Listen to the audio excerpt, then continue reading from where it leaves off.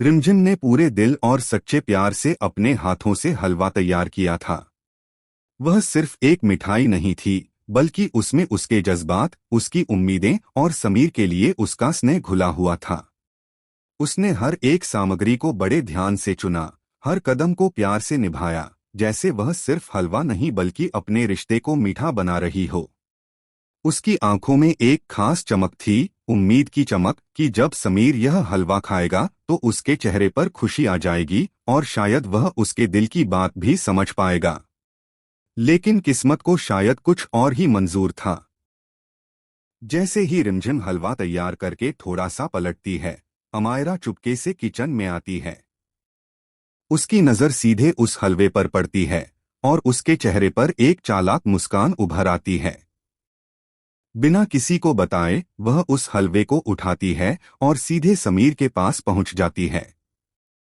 वहां जाकर वह बेहद मासूम बनते हुए कहती है, यह मैंने तुम्हारे लिए बनाया है।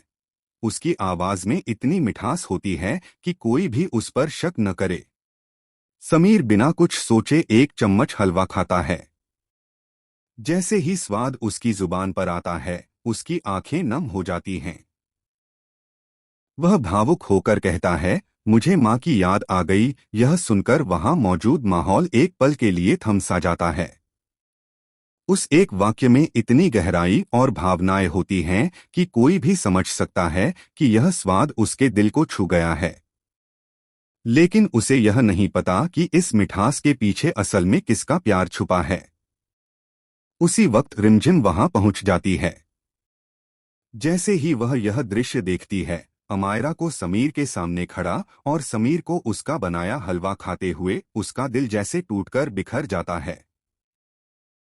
उसकी आंखों में आंसू आ जाते हैं, लेकिन गुस्सा भी उतना ही उभरता है। वह खुद को रोक नहीं पाती और सीधे अमायरा के पास जाकर कहती है, तुमने मेरा हलवा क्यों खिलाया समीर को? यह मैंने बनाया था। उसकी आवाज में दर्द भी है और गुस्सा भी।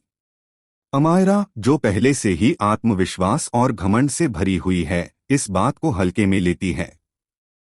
वह बिना किसी पछतावे के खड़ी रहती है, जैसे उसने कुछ गलत किया ही न हो। माहौल अचानक गर्म हो जाता है और दोनों के बीच तीखी बहस शुरू हो जाती है। हर शब्द जैसे एक तीर बनकर दूसरे के दिल को चुभ रहा होता है। वहां खड़े लोग भी समझ नहीं पाते कि आखिर सच्चाई क्या है। अब सवाल